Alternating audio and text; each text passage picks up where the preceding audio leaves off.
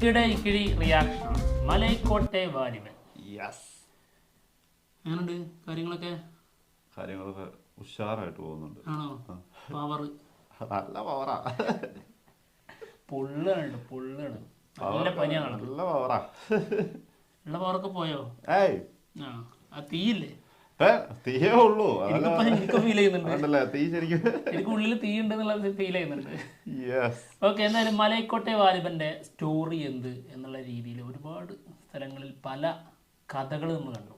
ഇപ്പോൾ ലേറ്റസ്റ്റ് ആയിട്ട് ഒരു സ്റ്റോറി കളിക്കുന്നുണ്ട്. ഭയങ്കരമായിട്ട് സംഭവമായിട്ടൊന്നും പുറത്തു വന്നിട്ടില്ല, എങ്കിലും ഒരു ചെറിയൊരു സൂചന അല്ലേ? ഒരു വൺ ലൈൻ അത്രേ ഉള്ളൂ. ഒറ്റ ലൈനിൽ പറഞ്ഞു തീർന്നു പോയിട്ടുണ്ട് സംഭവം. ഇത് ഭയങ്കരമായിട്ട് പറഞ്ഞുകൊണ്ടിരുന്നത് ഇപ്പൊ മറ്റേ റൗണ്ടിന്റെ നടുക്കിൽ ആലേട്ടൻ ഇരിക്കുന്ന ഒരു സംഭവം ഉണ്ടല്ലോ, ഷിഫ്റ്റുകൾ. അത് വന്നു കഴിഞ്ഞപ്പം അതിന്റെ ഒരു ഇതൊക്കെ വന്നു കഴിഞ്ഞപ്പോ മറ്റേ അഘോരികളുടെ കഥയാണെന്നൊക്കെ പറഞ്ഞാൽ ഭയങ്കരമായിട്ട് നടക്കുന്നുണ്ടായിരുന്നു. പക്ഷെ അതൊന്നും അല്ല. അല്ലാണ്ട് ഇപ്പം പേപ്പറിലൊക്കെ വന്നു, ന്യൂസ് പേപ്പറിലൊക്കെ വന്നൊരു സംഭവം ഉണ്ട്. എന്താ നമ്മൾ എടുത്തിരിക്കുന്നത് ഫിലിമി റിപ്പോർട്ടർ.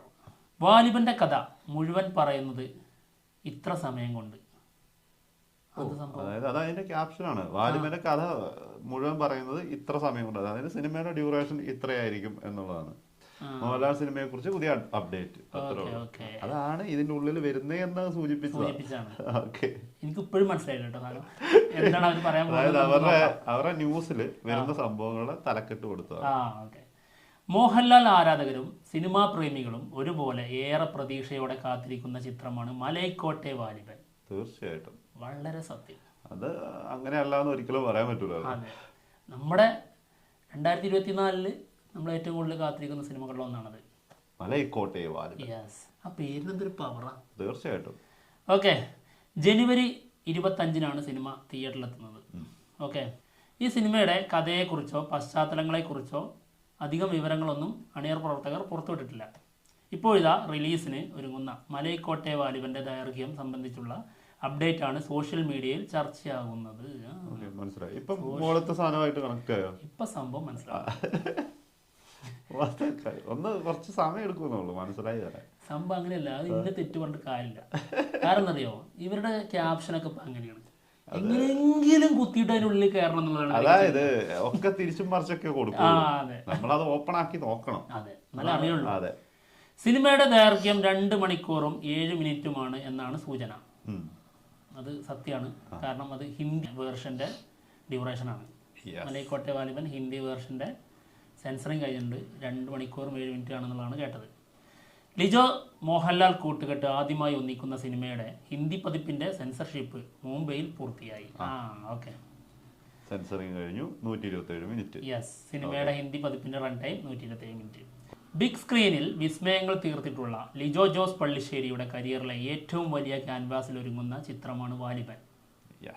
സത്യമായിട്ടും. അത് മാത്രമല്ല, ഏറ്റവും കൂടുതൽ ആൾക്കാർ കാണുന്നതും മേ ബി അതായിരിക്കും, തിയേറ്ററിൽ പോയിട്ട്. അതും LJPന്റെ ഒരു സിനിമ തിയേറ്ററിൽ പോയിട്ട് കൂടുതൽ ആൾക്കാർ കാണാൻ പോകുന്ന സിനിമ ഇതായിരിക്കും. അതും മലൈക്കോട്ടെ വാലിബൻ ആയിരിക്കും may be.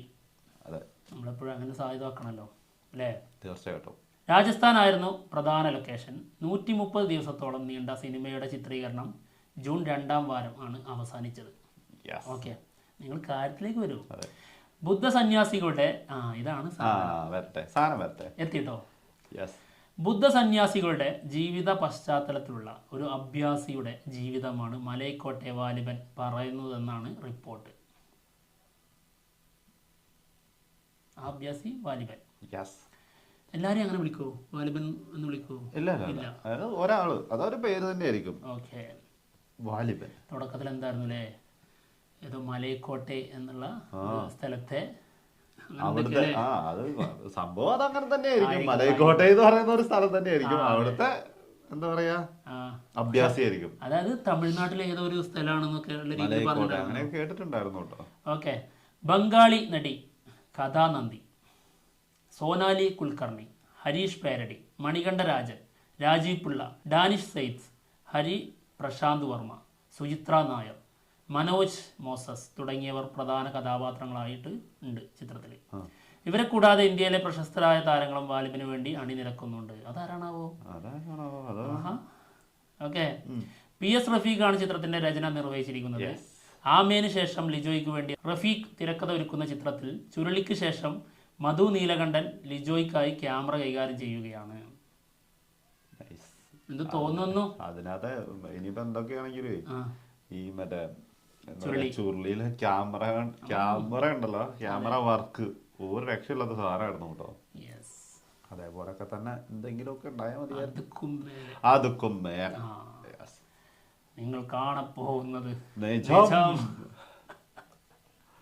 Okay. Prashant Pillai സംഗീതവും ദീപു ജോസഫ് എഡിറ്റിംഗും നിർവഹിക്കുന്നു. ടിനു പാപ്പച്ചനാണ് chief associate director. Tinu Pappachan പറഞ്ഞത് ഇപ്പോഴും മനസ്സിൽ ഇങ്ങനെ കിടന്ന് ഓളം തള്ളുന്നു. എങ്ങനെ ഓളം തള്ളുന്നു? എന്താണ്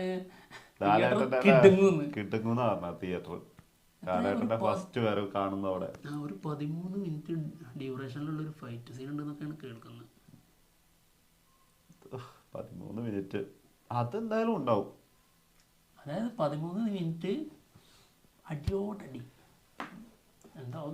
എന്താണാവോ? അതൊക്കെ സത്യമാണോ എന്നുള്ളത് പറഞ്ഞൂടാ. അതൊരു സത്യം, അത് വേറൊരു സത്യമാണെങ്കിൽ പോലും ചേച്ചി ഉണ്ടല്ലേ അതിന്റെ ഇട്ടായി കൂടിയാ ഇവിടെ ഒരു കാര്യം ചെയ്തോണ്ടിരിക്കുന്നത് കണ്ടില്ലേ മോളെ? പറഞ്ഞോ. ഓക്കെ, എന്തായാലും നമ്മളിവിടെ പറഞ്ഞു നിർത്തി. നമ്മള് വസ്ത്രാലങ്കാരം വരത്തിയായിരുന്നു. വളരെ ശ്രദ്ധിക്കേണ്ട കാര്യം. ഓക്കെ, അതിനകത്ത് അതിന് ലാലേട്ടന് വസ്ത്രാലങ്കാരം എന്ന് പറയാനൊന്നും ഇല്ലല്ലോ. പിന്നെ ഉണ്ടല്ലേ? ശരിയാ. അമ്മാരി കോസ്റ്റ്യൂം ഇതിനു മുൻപ് എവിടെ കണ്ടുള്ളത്?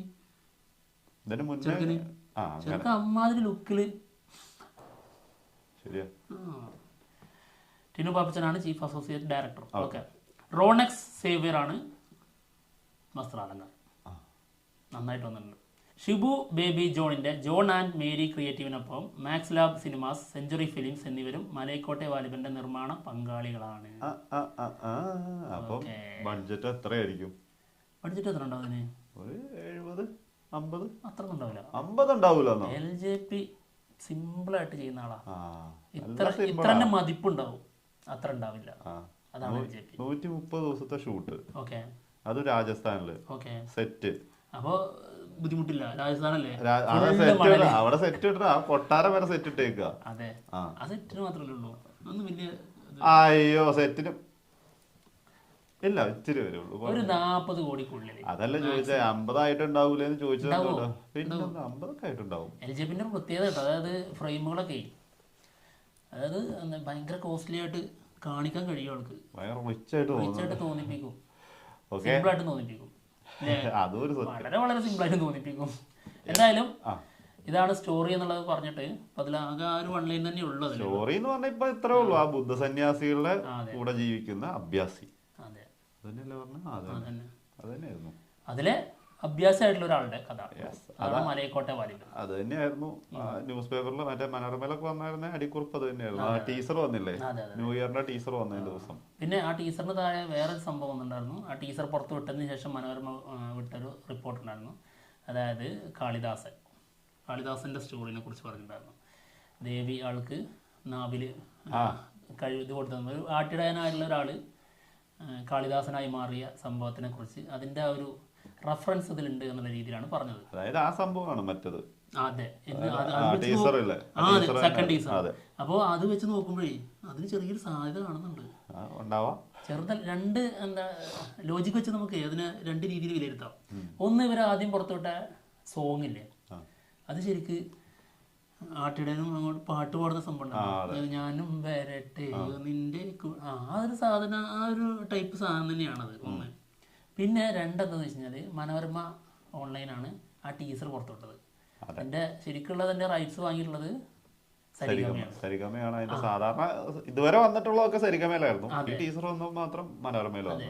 ഇത് പിന്നെ ഈ ഒരു കട്ട് നമുക്ക് കണ്ടപ്പോ ഇത് ചിത്രത്തിൽ ഉണ്ടാവാൻ ഒരു സാധ്യതയില്ല, കട്ട് ചെയ്ത സംഭവമാണ് എന്നുള്ളതാണ് തോന്നിയത്. അതുകൊണ്ടാണ് ഇവരിത് ഒഫീഷ്യലായിട്ട് അവരുടെ പേജിൽ പുറത്ത് ഇറക്കാതിരുന്നത്. അപ്പോൾ ഒന്ന്, ഇത് എല്ലാവരിലേക്ക് എത്തണം. മനോരമ അതിന്റെ റിപ്പോർട്ട് കൊടുക്കുന്നു. അപ്പോൾ അവരോട് ഇത് പറഞ്ഞിട്ടുണ്ടാവില്ലേ, ഇതിന്റെ ഒരു ചെറിയ എന്തെങ്കിലും സൂചന അതിന്റെ ബേസിലായിരിക്കണം ബേബി അങ്ങനെ ഒരു റിപ്പോർട്ട് വന്നത്. ഇപ്പം കൂടുതലും മറ്റേ ആ ഒരു ടീസറിലുള്ള ചോദ്യവും കാര്യങ്ങളും ഒക്കെ കാളിദാസന്റെ ആ ഒരു കഥയായിട്ട് ബന്ധപ്പെട്ട സാധനങ്ങളാണ്. അത് ചെറിയൊരു കണക്ഷൻ ഇതിനകത്ത് വന്നിട്ടുണ്ടെന്നുള്ളതാണ് സത്യാവസ്ഥ. അതെ, അത് ഇപ്പൊ പറഞ്ഞത് മറ്റൊരു ലെയർ. അത് നമ്മൾ പ്രത്യക്ഷത്തിൽ കാണുന്ന ഏറ്റവും വലിയ ലെയർ അതായിരിക്കും. പിന്നെ ഉള്ളിലൂടെ നമ്മളിങ്ങനെ ചകഞ്ഞു പോയി കഴിഞ്ഞാൽ പലതും എത്താൻ പറ്റും. അങ്ങനെ പ്രത്യേകത ആൾക്കുണ്ടല്ലോ LJPക്ക്. LJP സിനിമകളിലൊക്കെ ഉണ്ടാവും ഒന്ന് ഒരു ഇരുത്തി ചിന്തിച്ച് പല വഴിക്ക് പോവാ. അതെ അതെ അത് എല്ലാ സിനിമകളിലും ഉള്ളത് തന്നെയാ. പിന്നെ ഞങ്ങൾ അതിനകത്ത് രണ്ടുപേരും ഒരുമിച്ചിരിക്കും, എന്നിട്ട് ഞങ്ങൾ അങ്ങോട്ട് യാത്ര ചെയ്യും. ഇവൻ വേറെ വഴിക്ക് പോയിട്ടോ ഞങ്ങൾ ആകെ വഴി എത്തുന്നതിന്. അതിപ്പോ നൻപകൽ നേരത്തിന്റെ സമയത്ത് ഞങ്ങൾ കണ്ടുകഴിഞ്ഞിട്ട് ഞങ്ങൾക്ക് രണ്ടുപേർക്കും രണ്ടല്ല കൊറേ സംഭവങ്ങൾ ഞങ്ങൾക്ക് അത് മനസ്സിൽ തോന്നിയിട്ടുണ്ട്. അപ്പൊ അതില് അങ്ങനെ ചിന്തിക്കാലേ ഇങ്ങനെ ചിന്തിക്കാലേ എന്നൊക്കെ നമുക്ക് തോന്നിപ്പോകുന്നതാണ്. അതിൽ നിന്ന് കുറച്ച് ഡിഫറെന്റ് ആയിട്ട് എനിക്ക് തോന്നുന്നു വന്നിട്ടുള്ളത് അങ്കമാലി ഡയറീസ് ആയിരിക്കും. അത് സാധാ ഒരു കൊമേഴ്ഷ്യൽ സിനിമയായിട്ട് തന്നെ വന്നിട്ടുള്ള സിനിമയായിരുന്നു. എന്താണെങ്കിലും വീണ്ടും ഒരു ഞെട്ടിക്കലുമായിട്ട് ഒരു വരവുണ്ട് എന്നതാ തീർച്ചയായിട്ടും. അപ്പൊ എന്തായാലും ഞങ്ങൾ പോവാണ്. മറ്റുള്ള വിശേഷങ്ങളുമായിട്ട് ഉടനെ വരാം. Bye bye.